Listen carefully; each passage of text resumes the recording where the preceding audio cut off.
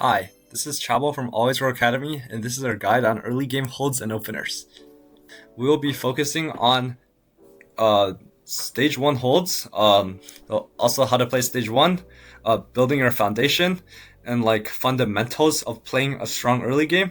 We'll be going over basically every opener in the set, and we'll also be going over 1, 2, and 3 cost holds. Currently a tier list of the strongest of these units right now, which we will be updating these tier lists throughout the set in our Discord.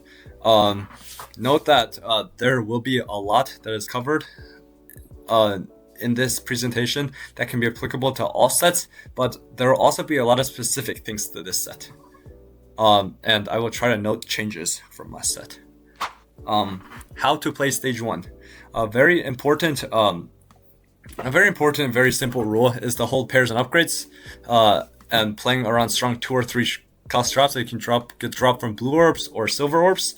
Right now, Draven, GP, Milio are 3 very powerful units, in my opinion, that you're able to play around and get either a strong opener or an Excel opener, which is a strong opener in the other way. Play around units that lead to strong unlocks, like 3 Yordle 1/4. You can slam 1 component plus 1 completed item on a Yordle for the Poppy unlock, which gives you 4 Yordle. Same with TF. If you have like TF Alawi, you can slam 2 items on TF to unlock Grave, so you can play around Bilgewater. Or if you have Scion plus Briar, you can slam 2 items on Scion, so you can play around LeBlanc, who's a very good early game holder, item holder. And as we will mention later, 3 Nox is also a pretty good trait to play around. Another thing is to play around synergistic units of your pairs and upgrades. For example, if you have a Briar pair or Briar upgraded, then you would definitely want to prioritize holding Kiana or Juggernauts. If you have a Shen or Alawi pair or Shen or Alawi upgrades, it's important to hold Bruisers.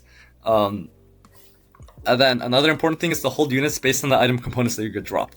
Like if you get dropped Sword, Chain, Glove, you probably won't want to hold back on AP units as hard, because it's very hard to play around those with these components on stage 2. From like level 4 plus, you want to play around your hanging trades, good units, and upgrades. We will also be talking about that later. Building your foundation. In TFT, every round and stage is built on the previous ones. Your actions and decisions early will drive how the rest of your game goes. So because stage 1 and stage 2 are the first 2 stages, every stage builds on them, so making a major mistake on stage 1 or stage 2 can potentially come back to bite you and cost you multiple placements later in the game. With this in mind, you should try to play around units and item slams that give strong direction towards mid and late game boards. Like for example, if I'm playing around a Lulu opener, that doesn't mean I'm always looking to play around Arcanist. I can play it into any comp that fits the items that I've slammed. And this is a little more specific to this set, as more of the late game traits are concentrated in units other than traits themselves. Same as early game. Like Rageweight or GS Briar doesn't always mean I'm looking to play Slayer. However, if I have BT Briar, I might be. Early game this set is more about playing around strong units and slams and playing off of what the game gives you or lets you play. The key to this set is establishing strong direction with your items in mind, more so than your units, and we will talk about this a little bit later as well. Another important aspect is determining which units I'm able to sell. Like if I have upgrade Briar or Kiana with AD or melee components, I'm going to be much less interested in holding AP backline units. Or if I have a Shentu with a Bruiser that I'm probably looking to play around, I'm probably going to sell my Juggernauts. It is perfectly fine to play around non-synergistic units, but as we will talk about later, base stats solely determine a fight outcome on stage 2, so your board with 3 upgrades and no synergies might lose the board with 2 upgrades and 2 synergies. Balancing your board in efficient holds. Your board needs balance and to make logical sense in order to be able to win fights.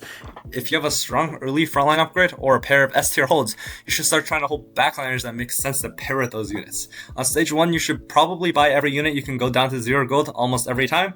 The main exceptions to this scenario are Scuttle Puddle or Econ Opener, where you should likely make 10 by 1/4 unless you have really good holds, or if you get dropped a bunch of horrible 2 or 3 cost units that you feel fine about selling and making Econ with. The importance of base stats. Last set, there was increased importance on fielding traits, as well as an overwhelming majority of them were very selfish. This made it easy to concentrate stats on board, as the best play most of the time was investing in a vertical. Like for example, Force Soul was a very good opener for a majority of the set. Star Guardian was a pretty strong opener. Bad Academia was a strong opener. These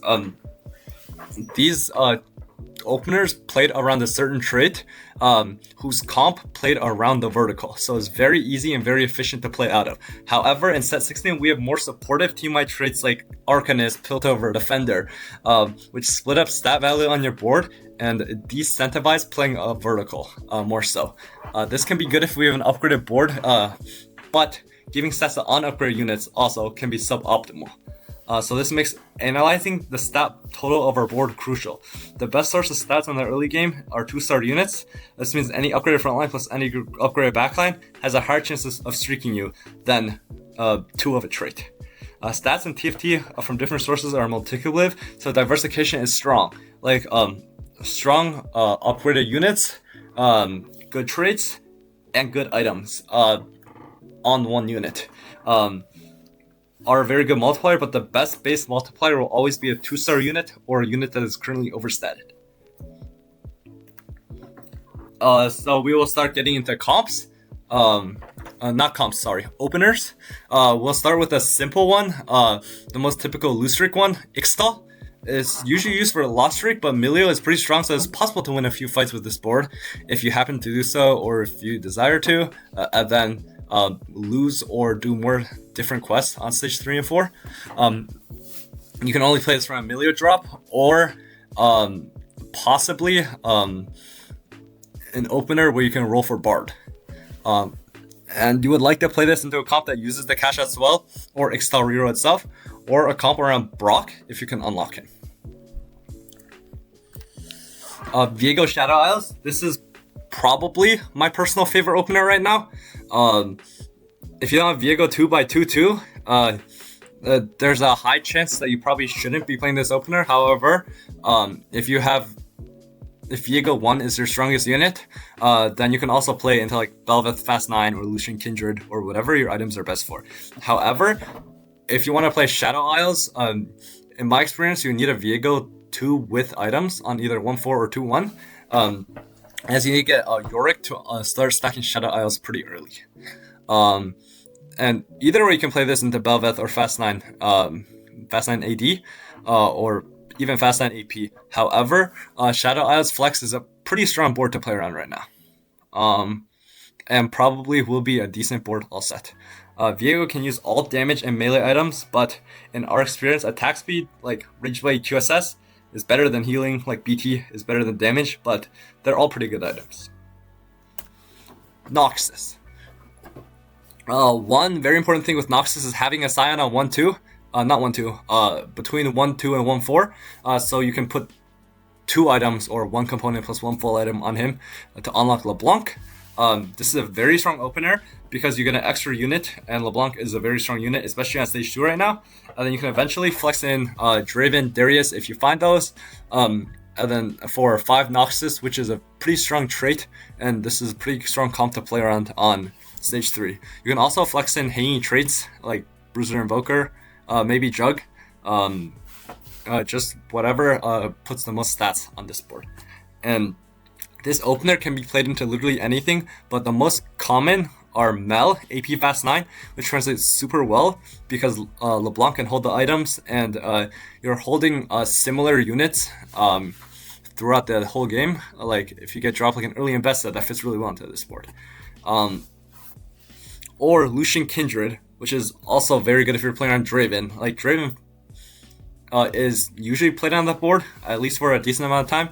And Noxus with a Draven backline carry also translates into the Lucian Kindred board very well. And you determine this by your early game carry and slams. Slayers. This is another one of my favorite openers to play around. It's played on either Briar, Kiana, or GP drop. Preferably Briar 2 or Kiana 2 or a GP. And then AD, Bruiser item, Gwynsu Slam is strong.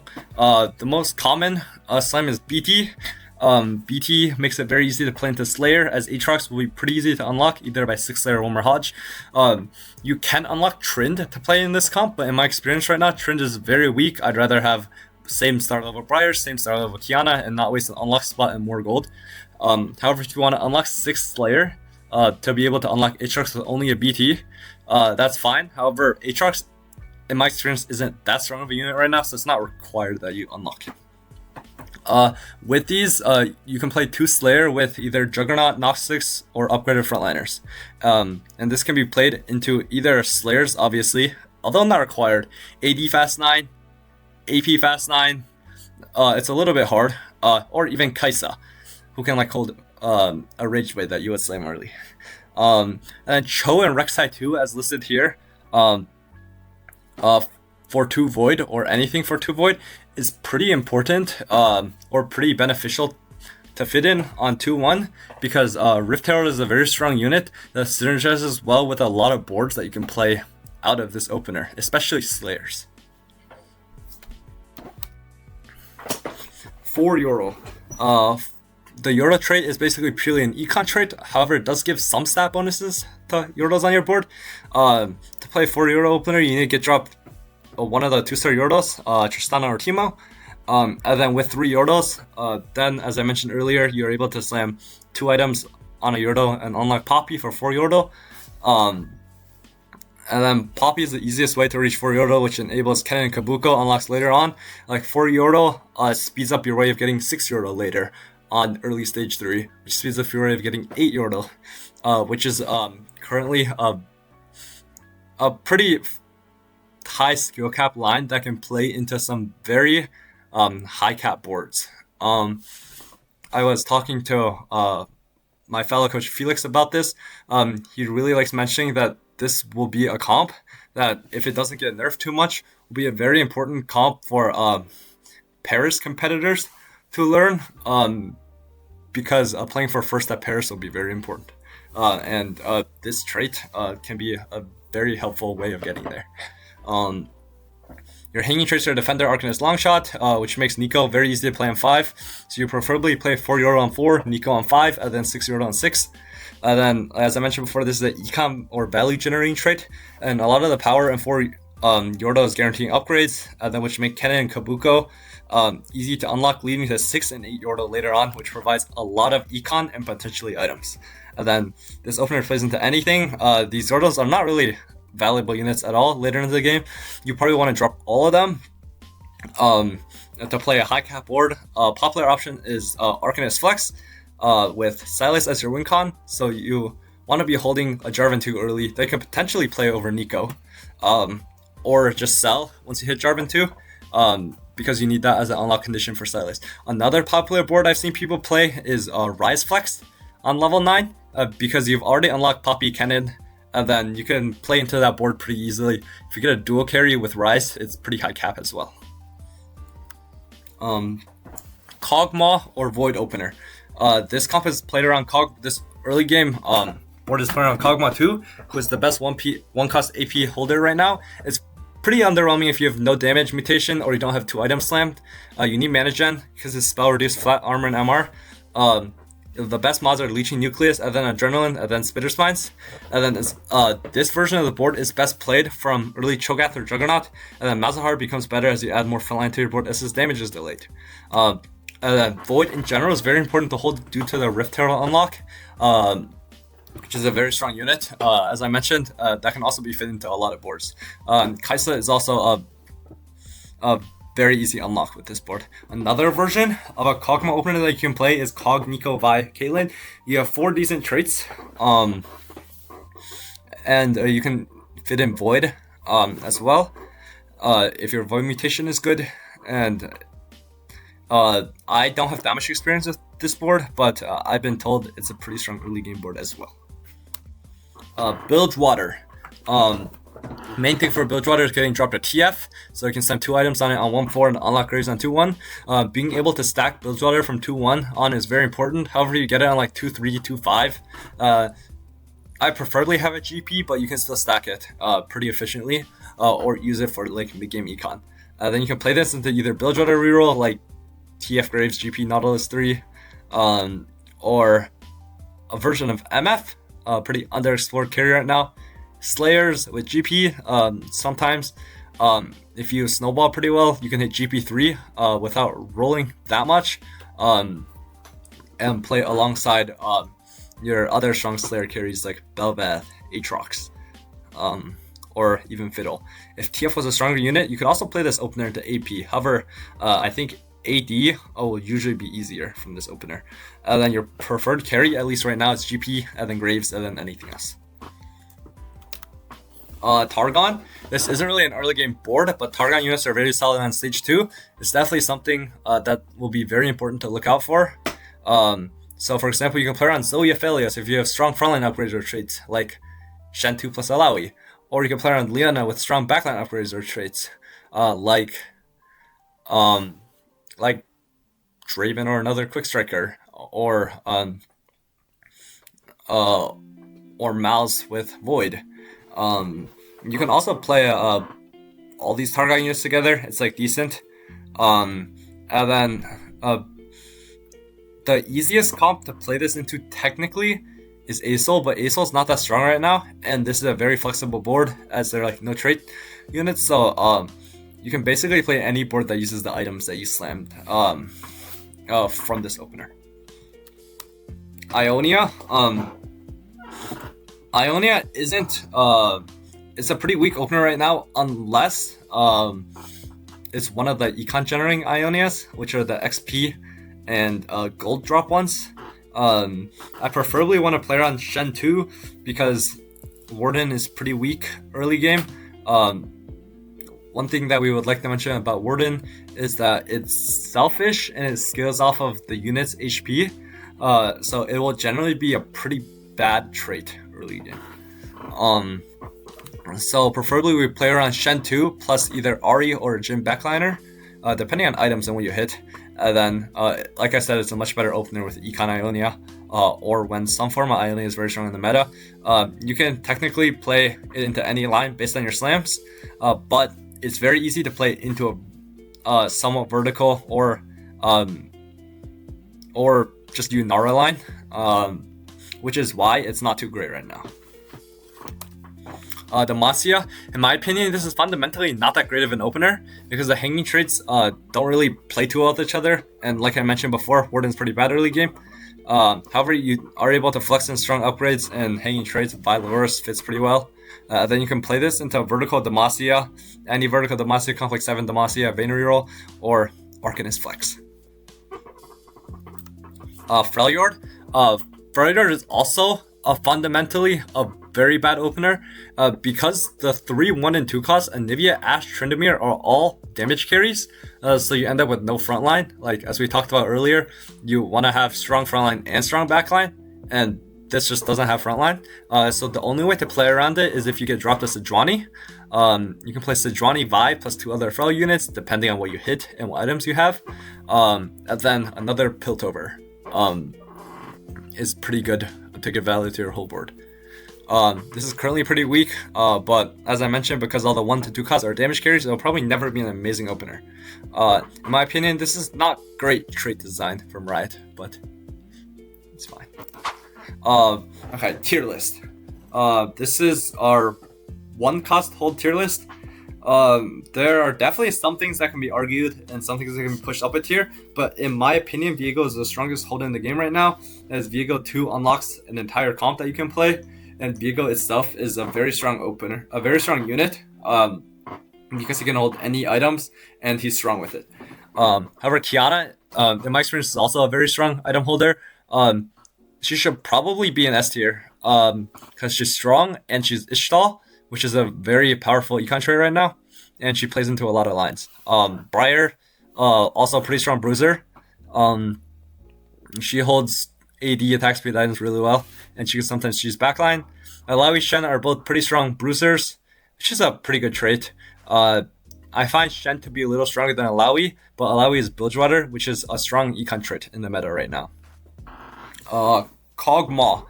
Kog'Maw should probably be also moved up a tier, up to the low end of A tier, because he's the best AP item holder right now, and he synergizes well with either Void units like Cho'Gath or the Caitlyn Vi Nico package. He's also pretty strong if you have mana items or Leech and Nucleus, as we mentioned before. Blitzcrank. I don't find Blitzcrank to be a very good unit right now. However, It could be important to hold 1 or 3 if you want to unlock Singed. But yeah, other than that, it's not really that important because Singe is not played for a win streak anyways. Jarvan and Rumble are both defenders. It's like an okay trait. Jarvan is pretty important to hold in my opinion. Because even if you just not throw a Jarvan 2 and can't play, you can just sell it, and then you have one of the 3 unlocks for Sylas. One of the 3 requirements for Sylas already unlocked, which makes your life a lot easier. And then his attack speed is also pretty valuable for your team. Rumble and Lulu aren't that great units. Defender's okay, Arcanist is okay, but their Yordles, as we talked about, for Yordle is a pretty strong econ trait. I've also found that although Lulu is a pretty bad carry, that without any items, she can still do decent single target damage, which is good for killing units, and her stun is also good utility, especially when Kiana, Briar, and Viego are all in the meta. Jhin and Caitlyn are not that great units. I don't like Jhin right now because Ionia is pretty weak. I don't like Caitlyn that much as a unit, but Piltover is pretty good and she synergizes the Kog'Maw, so you can make the argument that she's low B tier. Nivea Sona, if I were to be playing the game, I would try my very best to avoid having to slam items on a Nivea or Sona on stage 2, or the entire game, as a matter of fact, because they're very weak units that don't really play into any strong openers. 2 cost holds. In my opinion, and the opinion of a lot of people that I've talked to, Bard is probably the strongest 2 cost in the game right now. It's pretty niche. You won't be looking to play around him every game, but if you have the econ or have the spot, like 2-3, you have a lot of pairs in your 2 streak. Or you have a good direction for Ichtal reroll, or you have like Trade Sector. If you have there are a lot of these conditions where you can roll 4 times on preferably 2-3 to unlock Bard. Then you're able to unlock Bard, who can give anywhere from 1 roll on stage 2 up to 3 rolls on stage 4. I found that winning with Bard gives significantly less econ because it primarily gives 1 cost until at least stage 4 to 5. But either way, Bard is a very good source of generating econ. Nico's Ishtal, broken econ trait. Defender, pretty strong, and Piltover, which is a broken team-wide trait. So she'll always be a very strong hold. And she's also a pretty good unit right now. And then, along with Nico, is her defender package friend, Vi, who's... Oh, I lied. Nico's not a Piltover. Vi is the Piltover. That will be... Vi has 2 team-wide buff traits. And Zon, which is... It's good right now because it's singed, but even with just Piltover defender, Vi will always be a pretty strong hold. Yorick, you can make the argument that Yorick can be moved to S tier because he's a pretty strong unit, and Shadow Isles is a pretty niche comp that's pretty solid. But in my opinion, Bard, Nico, and Vi are just so far above the rest that I have to put Yorick in A tier. He's a pretty strong unit that chills and increases max mana for 1 cast for your opponent's units. Velis is a pretty strong unit. Early game, I would prefer to have like Ridgeblade or QSS for some attack speed, but with a decent frontline, you can do decent damage. Poppy isn't that great, but she's a 3 trait unit, and she's also a Yordle, so she provides a lot of value onto your board. Cho'Gath, in my experience playing Cho'Gath, he's a pretty solid unit. If he casts and your team is good, you have a pretty good chance of winning the fight, as his utility and heal is both very good. And he also plays with Cog and Mouse very well. Scion, in my opinion, Scion is a very understated unit. However, Scion does allow you to unlock LeBlanc, who's a strong unit, and play Noxus, which is a pretty strong early game opener. Rek'Sai, I think Rek'Sai is an okay unit. It's just there are no 1 to 2 cost Vanquishers, so it's pretty hard to get the max that you can out of him on stage 2. Same with Echo. I think he's a decent unit, but he also scales with Biz and items very well, which you don't have that much of on stage 2. And also there's no 1 to 2 cost Disruptor that you can pair him with. Yasuo as a unit is not a unit that you're looking to hold every game. However, there's a niche scenario where if you have a lot of copies of Yasuo, or you have Heroic Grab Bag or Stars Are Born, then you can be looking to play Yasuo reroll. This comp only relies on hitting Yasuo. No other 2 cost important. So you can unlock Yone early, and then unlock Set early, and then you can play for a pretty solid second or third, or sometimes even first. Graves is a decent unit in my experience, but he also unlocks Bilgewater, very strong econ trait. Tristana and Teemo are not that great of units, but they're Yordles. Tristana is much better for killing units, so when your frontline is not that good. Teemo is very good for cleaning up entire boards, so when your frontline is good. They're like vastly different in how they're played, but they're both okay units. Xin Zhao, I think Xin Zhao is a pretty bad unit right now. Warden's bad. Anu is not great. Demacia is not great, but he's a 3 trait unit, so he has to be at least in the bottom of B tier. TF, I think TF sucks. Every time I've played TF or seen TF or talked to people who talk about TF, he just does no damage. However, putting 3 items on him to be able to unlock Graves, not 3 items, 2 items, is pretty powerful. Ashe, as I talked about the Freljord opener, is fundamentally not very good. Ashe hasn't been that good in my experience either. Her traits just aren't that good. Orianna, you'll probably never unlock Orianna on stage 3. Stage 2, sorry. However, even with my experience, she's more of a trait bot than an actual damage carry. Tryndamere, in my experience, and for talking to other people, Tryndamere sucks, not really worth unlocking. And the power level of Tryndamere is weaker than a same star level Briar or same star level Kiana. So it's not really worth itemizing him unless you're trying to play 6 layer to unlock Aatrox, which is also not that important anymore because Aatrox isn't that strong anymore. 3 cost holds. Milio's at the top of S tier. He's a pretty strong unit in his Ishtal. That's pretty self-explanatory, I think. GP has 3 very good traits in Bilgewater, good econ trait. Vank helps him crit, and Slayer, which has other good Slayers, and the 10 Omnivamp is nice. You can play him into a lot of different AD lines. Draven isn't the strongest unit on this list, but his ability to print econ, like if you have a strong opener with Draven, you'll likely print 1 gold by 2/5 and also unlock Darius. So if you can unlock Darius and LeBlanc, then you have 5 Noxus, which is very strong on stage 2 and pretty strong on stage 3. LeBlanc, which is unlocked by Scion, is probably the highest damage unit on stage 2 from my experience. She doesn't even need that many items, and she can just whip out a lot of damage. She's also 3 Noxus, which is very good for your board. Malzahar is widely regarded as one of the best units in the game right now. However, in my own experience, he scales with items and your board strength because he takes a little time to ramp up. So although fights are pretty slow on stage 3 without that many items, I don't think Malzahar is that good. However, he's still a very important unit and pretty good unit to play around. I would just prefer Milio, Gangplank, Draven, because they all can generate some sort of econ, and LeBlanc, because the Noxus trait is very strong right now. And LeBlanc's a very strong unit. Nautilus, 3 trait unit, Bilgewater, pretty self-explanatory. Leona, Zoe, they can be put on basically any board. That they both have good utility. Leona burns, Zoe shreds. And they're both solid units. Ahri, I think Ahri's a decent unit. She probably moves up a tier if the Ione is good. But looking at the other 3 costs, there's some very strong 3 costs. So I wouldn't be too keen on playing on Ahri when there are potentially better AP carries. Loris, Piltover is a very strong trait right now. However, as we mentioned before, Warden is pretty bad early game. Because it's selfish and it doesn't scale that well. Loris's unit's okay, but he's just not great. Sejuani, I'm also not very excited about playing around Sejuani. Even though he enables you to be able to play Freljord, I found this unit pretty underwhelming, and Defender isn't that amazing as a splash. However, it's fine.